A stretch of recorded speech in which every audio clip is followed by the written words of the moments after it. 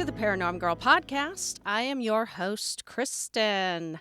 At the beginning of this season, I said I was going to attempt to stay away from conspiracy theory with this subject as best as I could. Today's topic could be considered a complete conspiracy theory. It is folkloric and urban legend by its very nature. But as we grow closer and closer to our conclusion, I feel it's important now to take a look at a fringe aspect of the UFO and ET phenomenon that has had such a big impact on its researchers and believers. Let's talk about the Men in Black. 3 days before Kenneth Arnold's famous sighting near Mount Rainier on June 21st, 1947, a man named Harold Dahl, his son Charles, 2 of their crew members, and the family dog were scouting for salvage logs floating along the coast of the Puget Sound harbor near Tacoma, Washington. Suddenly they stopped and stared up at the sky as 5 donut-shaped objects, estimated to be about 100 feet in diameter and constructed of bright metallic material, circled a 6th similar-looking object that appeared to be having mechanical difficulties. Following the sound of an explosion, the faltering object suddenly flung fire and pieces of what resembled aluminum and rocks of pumice down all around them. Dahl's son would be injured, the boat would be damaged, and unfortunately the dog would be killed. One reporting of this story had the 6th object exploding entirely and disintegrating into pieces. All we need to know here is that there were reportedly pieces of exotic materials to be collected later, and the saucers would disappear. Flew off. Harold would report the event to his supervisor, Fred Chrisman, who reported it to Ray Palmer, the editor of a pulp magazine called Amazing Story. Chrisman had submitted and been published with them prior to this incident, so they knew each other. Ray Palmer then reached out and reported it to Kenneth Arnold, whom he would offer to pay $200 to investigate the story he had been told. When Arnold would tell this to an editor at the it's a big game of telephone game. When Arnold would tell this to an editor at the Idaho Daily Statesman about his investigation and large payment of said investigation, the editor was so excited by it that he just had to reach out to the Air Force intelligence to report the incident. The dominoes seemingly fell, but not exactly quickly, as it would be about 6 weeks until the Army Air Corps would send people. They would send officers Frank Brown and William Davidson, who would arrive to interview Dahl, ask him pertinent questions, and snag pictures that he apparently was able to snap during the whole ordeal, and also samples of the fallen debris he and Chrisman had gone back to collect and take them back to base with them. They were there just for a couple of days, and then on August 1st, Brown and Davidson, satisfied with their investigation in the Puget Sound, loaded their photographs and materials onto their B-25 ride, bound for Hamilton Field, California. According to the Planes Manifesto, they categorized the materials as top-secret cargo. They, unfortunately, would never make it, as the plane would inexplicably catch fire and mysteriously crash shortly after takeoff near Kelso, Washington. Following this incident, on August 3rd, Kenneth Arnold narrowly escaped dying himself in another plane crash. 2 weeks following this, a Tacoma Times reporter reporting on the story, Paul Lance, died in a manner where the exact cause was unclear. Following this, another Tacoman reporter, Ted Morello, died. Following this, Ray Palmer, the editor who set the entire Maury Island investigation off, was fired from his position, and oddly enough, the Tacoma Times suddenly went out of business after 40 years. But this series of strange events all follows a date and incident that makes this story really stand out. On the morning after Harold Dahl had his sighting, at 7 a.m., a black Buick sedan carrying a man dressed in black, claiming to be from the United States government, took Harold to a cafe where he relayed Harold's exact experience back to him in incredible detail. not 24 hours following the incident.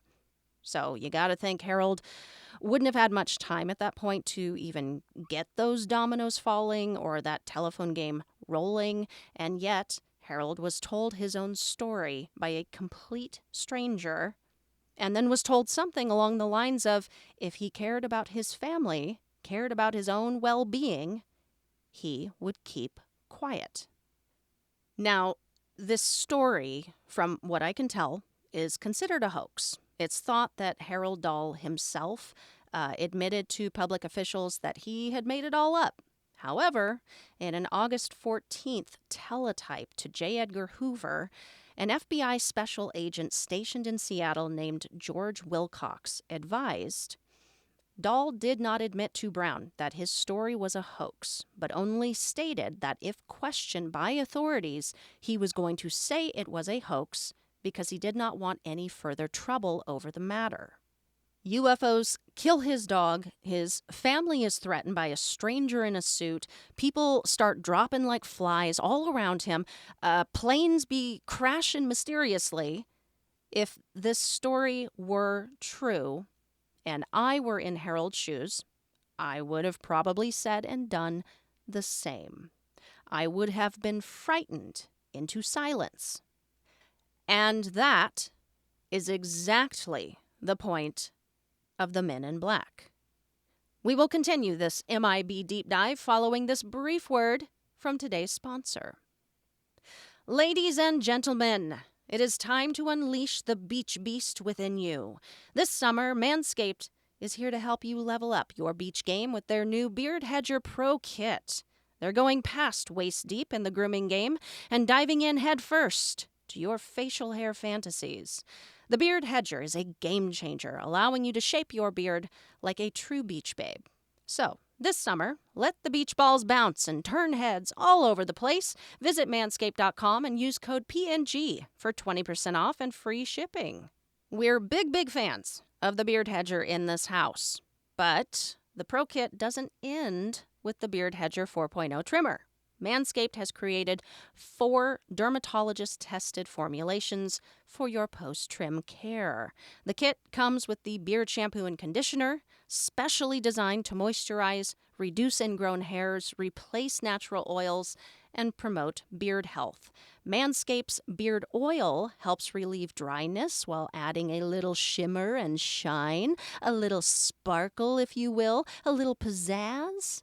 And then their beard balm shapes, styles, moisturizes, and tames. Sculpt a look that will have the ladies go, ooh, and the men go, ooh. And get 20% off and free shipping with the code PNG at manscaped.com. That's 20% off with free shipping at manscaped.com and use code PNG. Manscaped Beard Hedger, 1 stroke, 1 guard, 20 lengths.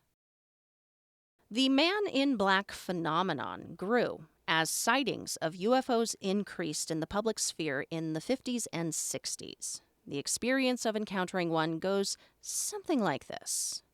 They arrive unannounced and suddenly. They can be alone, but more than likely they will come in a pair or in threes. There is something very omniscient about them. To say these encounters are not of the highest level of high strangeness is an understatement. They will arrive at homes or places of employment of a UFO witness almost immediately, or at the very least, before the witness has even had an opportunity to report their sighting to anyone. Oddly enough, there are even reported encounters with these men prior to a UFO experience.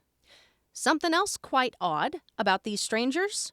They sure seem to know a lot about you and your experience. A talent that helps them as they proceed to intimidate their witness. They announce themselves as intelligence personnel to gain your access and attention. And they can come with such unusual physical characteristics that you would be taken aback enough to actually believe them, to let them in. They drive black Cadillacs or large black sedans. They do seem to prefer their dark clothing. Their attire can appear dirty, wrinkled, and unkempt, or the extreme opposite, without one speck, flaw, or wrinkle. They have appeared bald. They have also appeared with unusual growth patterns, as if recently bald or shaved, or just unusual hairstyles, period. Their walk and mannerisms have been reported to be a bit unusual, being too glidey, too swivelly, too affected, yet with a stiffness, as if it is unnatural to them, but they are trying to play off normal. Their voice is often monotone and sing-songy, and their appearance used to be racially ambiguous. It seems these days, when we think of men in black, they're extremely pale, extremely gaunt, with mechanical, emotionless expressions, sunken eyes. You get the visual. And how will you be made to feel should you find yourself face to face with an MIB? Fear. You will most likely feel fear, as historically that is a common response reported. You'll be uneasy, perhaps with no immediate understanding why. There's just something off. You may feel confused and disoriented, and you may also feel sick, dizzy, or in an amnesic state for a time in the aftermath of the encounter. That being said, there are two distinct versions of the MIB encounter. One is almost obviously governmental in nature. It's based in fear and intimidation. You will give us what we want. You will never speak of this again, or else. Very mafia-esque. The other version is a bit more Fortean. It's high strangeness at its creepiest. These are the encounters that leave folks feeling like who they just spoke to is not quite human. There are many stories of seeing these figures suddenly appearing in homes in the middle of the night, standing over them, silent, shadowy, with red eyes, in a hat. Remind you guys of anyone much? There are also stories of these men mysteriously disappearing, like magic. Such was the case in 2002 on a busy New York City street. A television show about UFOs called Out There was in production with the Sci-Fi Channel. It would never see the light of day. During the filming of its final episode, beloved actor and writer/interviewer for the show, Dan Aykroyd, would step outside for a quick smoke break. As he stood puffing away, he picked up a call from Britney Spears, who was calling to ask Dan if he would appear on Saturday Night Live with her. As he continued to chat with her about it, he would glance over to see a black Ford sedan parked across the street from him with some men staring at him. One of the men, an especially tall one, exited the back seat of the vehicle and from the street locked his rather menacing glare on Aykroyd. Dan eyed the situation long enough to note that he couldn't quite make out the license plate, saying it seemed fuzzy, and that the car was some kind of police vehicle. Whether this odd visual didn't register immediately, or it was the discomfort of locking eyes with someone staring directly at you, he averted his attention for but a moment as he continued chatting away with Brittany, and then he glanced back. Dan has stated it took him but half a second to return his attention. But the men and their dark sedan were gone, vanished. How did they instantaneously disappear? Hard to wrap your head around it. Dan suggests cloaking of some sort. He doesn't know the exact meaning of the experience, theorizing it could have been a warning to him or that it was an encounter with the MIB, but he says that the car and men vanished instantly, and he knows what he saw. And 2 hours later, he would receive word that the show was to stop all production. It had been canceled, and an explanation as to why would never be provided. And that's another aspect of the MIB and their power to wreak havoc, instill fear and doubt, introduce actual damage, and ensure massive changes in a person's life in order to stop the story or information or pictures from coming out. such as a story about an interview show showcasing all of the UFO experts of the time, produced by a famous actor well-versed and deeply knowledgeable about the UFO subject on their final episode, all to be canceled at the snap of a finger. And if that doesn't work, well, having your proxies smear people's reputations and introduce disinformation is always a safe bet. Richard Doty, whom I have mentioned, was an official with the Air Force Office of Special Investigations and has called himself a man in black. Though I personally don't think that's what we're talking about here, and that's certainly not what he called it at the time. But at the very least, he would be considered a proxy and friend to the MIB mission. He was tasked with infiltrating the UFO community to instill doubt and misinformation of UFO encounters. He's publicly admitted this. Apparently, he is on the side of the UFO researchers now, but I totally understand the distrust that a lot of folks still have. You know, is he singing a different tune but still sowing disinformation to this day? I don't know. That's going to be up to you and your BS radar. In 1979, Paul Benowitz became fixated on something he had stumbled upon. He began filming and photographing strange lights and recording unusual radio signals over Kirtland Air Force Base. Paul was a UFO believer, and he believed these lights were UFOs and these signals were alien communication. On October 24th, 1980, he would contact Kirtland and report his findings. Richard Doty and William Moore would be dispatched. Richard has said his job was to protect technologies and secrets of the military, and that included whatever was going on at Kirtland.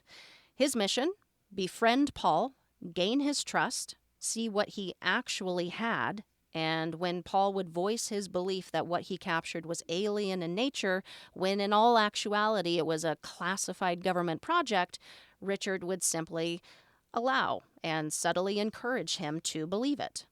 And he would continue to introduce other false details into the conversation to keep Paul on the wrong track.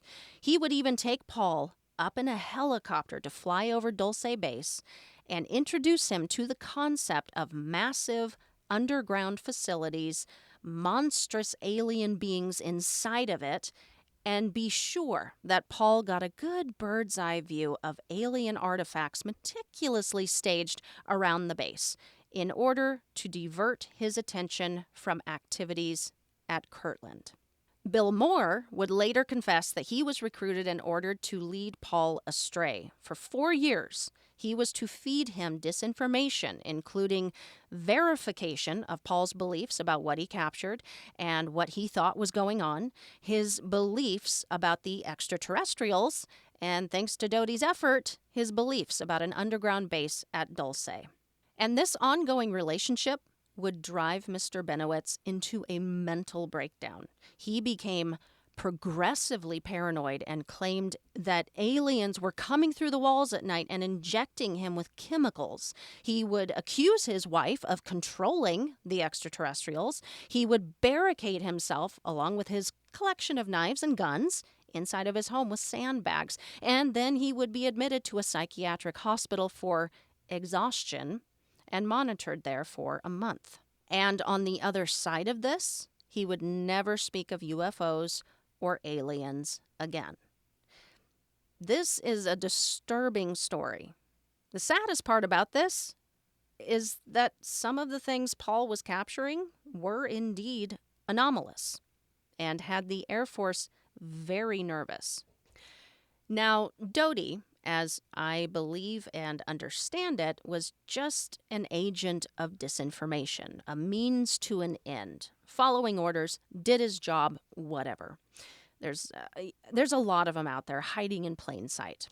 But these people aren't what we would call a man in black. No, the real deal man in black that shows up following legit UFO sightings. No one knows who they are, who they're with. They take all of the evidence, leave you with that sick feeling in your stomach that you might have just been threatened, and then they disappear. Quite a few cases that I've looked into this season have an MIB encounter attached to them. I spoke about Robert Jacobs, who unintentionally filmed a UFO shooting a dummy warhead out of the sky. As I mentioned before, when talking about that incident, his meeting with the supervising officer the following day included a couple of agents, not from the CIA, that he didn't know, who took the footage with them. His supervisor would tell him to never speak of this event again. Okay, nothing outrageously unexpected took place here.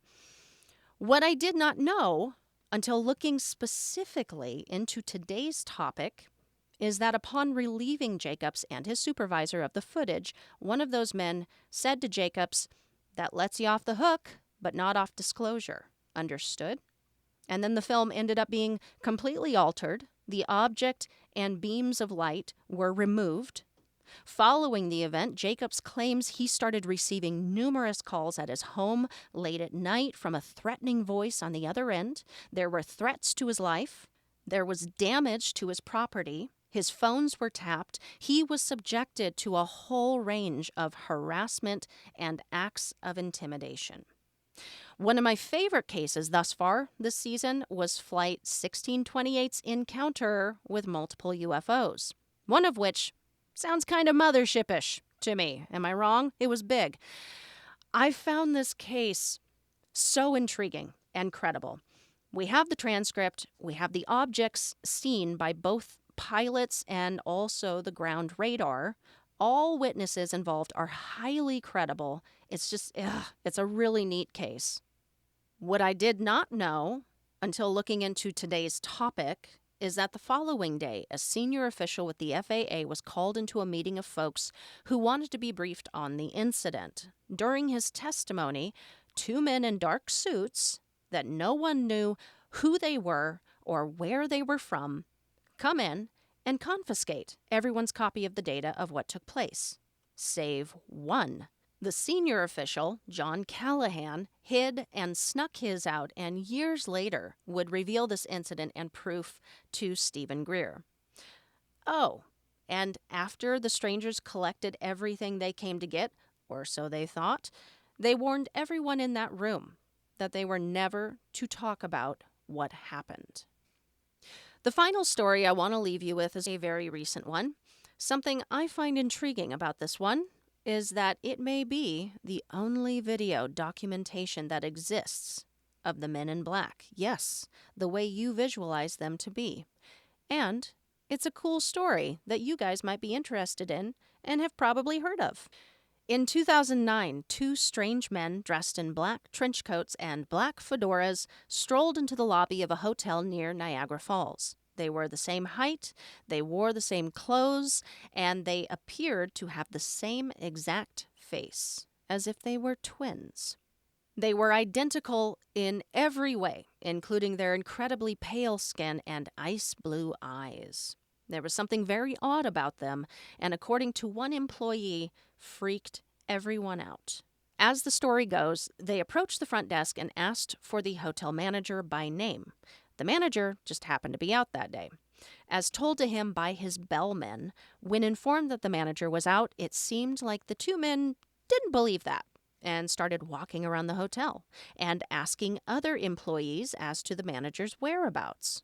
Upon listening to this story the following day, the manager says he was skeptical, but also, not surprisingly, a little freaked out enough to run to his office and review the security footage from the day before, and sure enough, there they were. Two strange men, looking just as described, walking together through the lobby door. Later on, another employee asked to speak to the manager in his office. She confirmed the bellman's story that, yes, indeed, two strange dudes were in looking for you. They asked a few questions and then began saying some strange things that didn't make any sense to her about governments and conspiracies. She said they were very, very scary. She described them as having no eyebrows or eyelashes. Their hair looked like it was a wig, only attached to their hats. Their eyes were so big and so blue that she felt almost hypnotized by them. And then she said, You're going to think I'm crazy when I tell you this, but I swear they knew what I was thinking. And the final detail she told her manager was that she didn't see either of them blink. Not once. Now, why would the MIB be looking for this guy? Well, he saw a UFO. According to NiagaraThisWeek.com, in an article posted November 7th, 2008, weeks before these two guys were captured on security footage, Shane Sovar, the hotel manager, along with his security officer, witnessed a UFO hanging out over the falls. Quoting from the article, he says, "I've never seen a bright light like that. It wasn't pointing down, it was pointing right at us." He goes on to say the light dimmed as it grew closer to the falls. As it grew closer to them, it grew lower until it was no more than 50 to 75 feet above the hotel. As it approached, it seemed to slow down as it came directly over them. Staring straight up at this thing, he describes what he saw as big, black, triangular, with a big light on the front and a pulsating red light akin to a heartbeat underneath. According to Sovar, it was 10:30 p.m., and at that time of night there wasn't a lot of traffic and street noise, and you could have heard a pin drop as the big triangular object just 50 feet above him made not one sound. Keep in mind, this article and interview is public documentation with the manager and took place as a singular event before this other thing, this encounter, or non-encounter, I guess, is more accurate, took place. The UFO sighting is documented in the local paper, all by itself. It's a pretty cool sighting. And then we have this corroborating footage captured just weeks later, and it all makes sense. Like I said, cool story, right? Almost too cool. It almost makes too much sense. I am sorry. I'm sorry to announce, I suspect this story is a hoax because it doesn't follow the MIB recipe. I don't know if you caught any of that. And there are also some weird inconsistencies, but mostly the recipe thing. I like patterns. Things have to follow patterns. The video was purportedly captured weeks after the sighting. That's a problem. That's weird. As we've already discussed, the MIB arrive immediately following a sighting.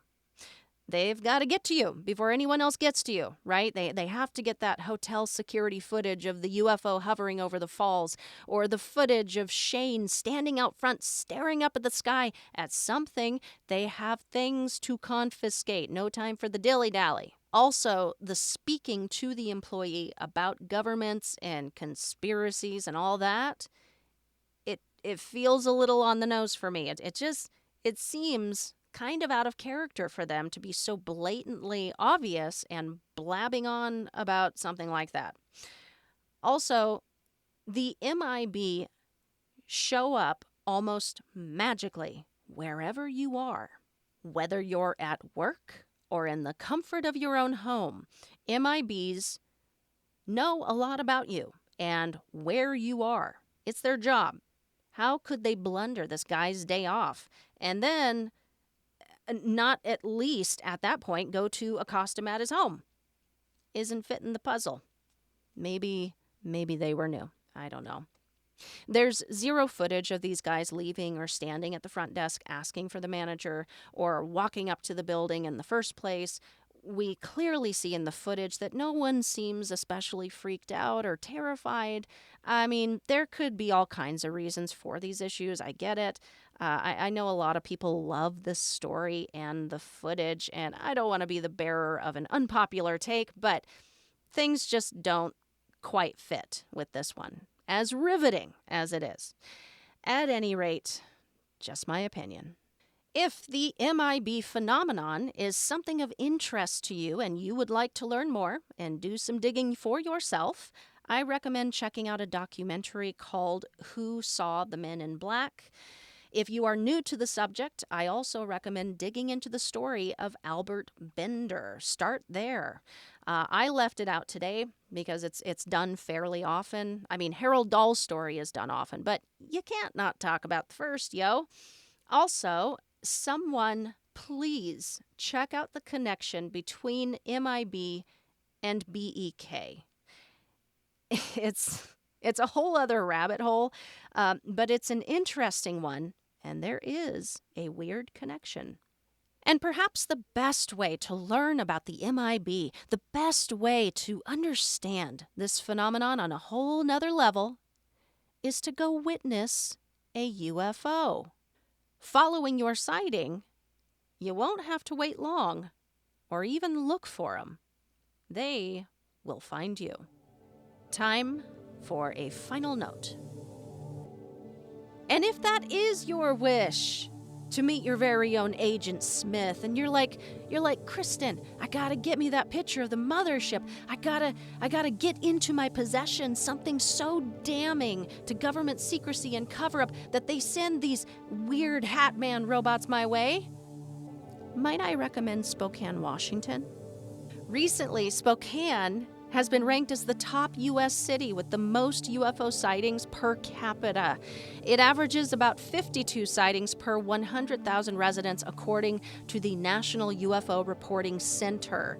Spokane outranks and is followed in order by Tucson, Albuquerque, Boise, Idaho, Colorado Springs, Las Vegas, Las Vegas, Jackson, Missouri, Wichita, Kansas, Portland, Oregon, and Seattle, Washington as the 10th top city, averaging 21 sightings per 100,000. Like, who would have thought, y'all? Man, the Pacific Northwest be poppin'. And with that breaking news, thank you guys for tuning in today. If you enjoy this show, share it with a friend. Word of mouth is the best way to bring new people into the fold. Follow the show on the socials at Paranorm Girl Pod, especially TikTok right now. I'm about to head back into Harvest again, and we'll be launching the Harvest series of videos with cool paranormal books that I'm reading and truck thoughts and theories and pranks I will be playing on my fellow drivers. There will be lots of that this year. I can feel it. Of course, you can always reach me at paranormgirlpod@gmail.com. Message me your questions, theories, thoughts, suggestions, whether you loved this episode and want more just like it. That kind of stuff fills me with so much joy, y'all. And it's good for the show, as well as your feedback gives me a gauge of whether I stay the course or change things up. All feedback is welcome. That's a wrap for now. Have a great week, and I'll catch you on the next one. In the interim, stay safe, keep the nightlight on, and sleep with one eye open.